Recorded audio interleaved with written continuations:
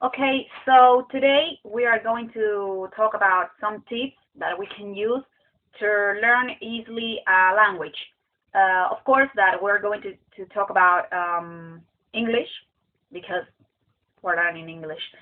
So here I just thought about some tips we can use.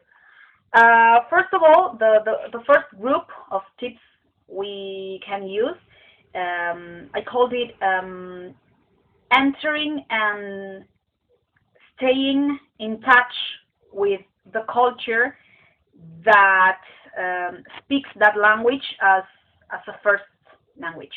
In our case, we don't speak British English, but we speak the American English.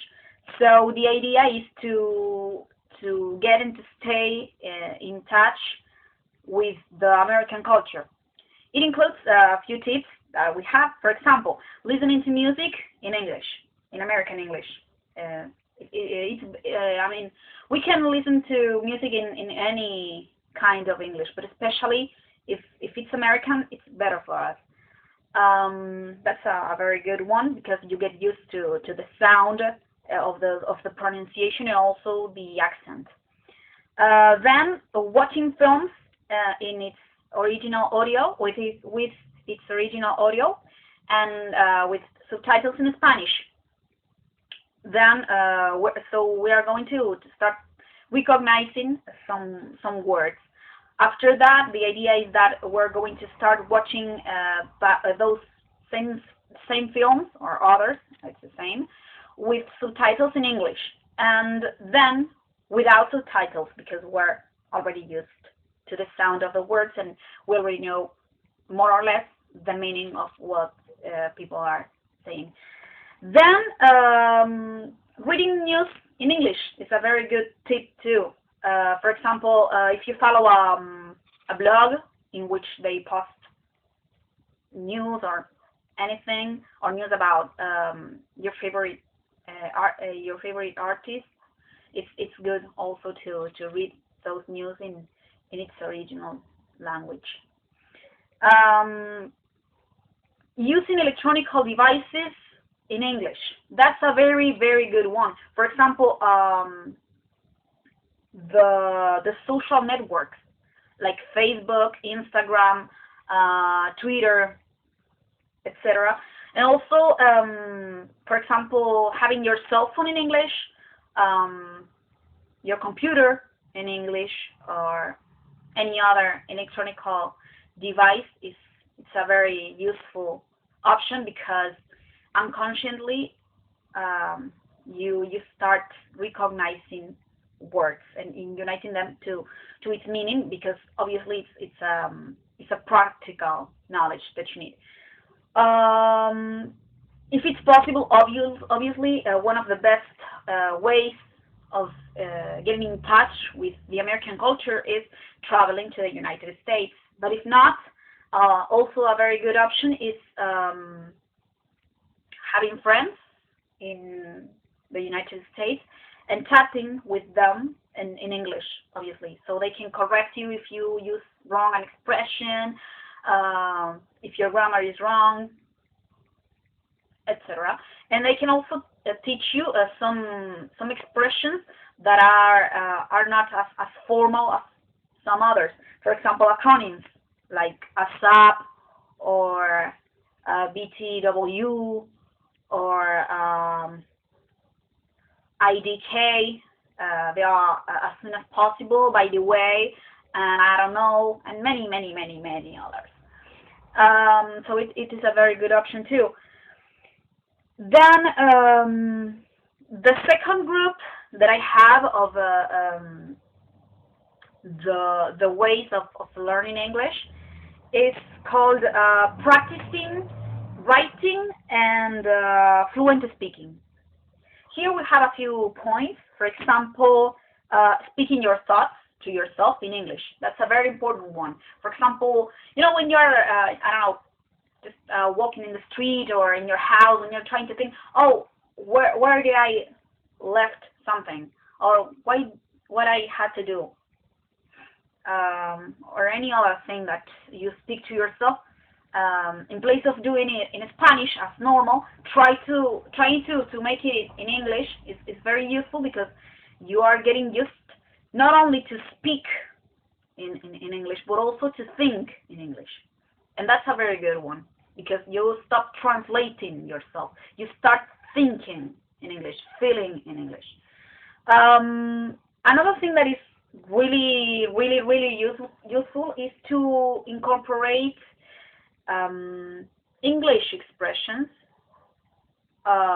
in your everyday conversations. For example, it's better if these expressions have no literal translation, because it makes you not only think in English, but also feel in English. You know, now I don't have an example, but there are some expressions about our feelings that don't have an exact translation in Spanish, or if they have, it's not exactly the same thing. You know, for example, when you say birds of a feather flock together, that's an expression in English that we don't use exactly that expression. We have another one that is very similar. That means the same thing, but it's not the same thing. So when you incorporate aspects that are of their culture, of their way of expressing feelings, you're also starting to get like the general idea about the things and the way they think, the way they feel. It's another way of getting in touch with the American culture. Translating songs is obviously translating songs or any other text. If you have time, translating a book will be excellent, or any other text. You find something more or less short, okay, I'm going to translate it, and you can correct it, trying to make it the most accurate possible, and that's a very good one too. Well, listening to the songs and writing the lyrics, that's a very good one too. So you can exercise the writing and the spelling, and you can associate them both. Obviously, this is a very good one, and it was really useful for me. Incorporating in conversations, or when you speak to yourself, or in any way, or when you're doing some work for the Alianza, for example, trying to incorporate the new language that you learned.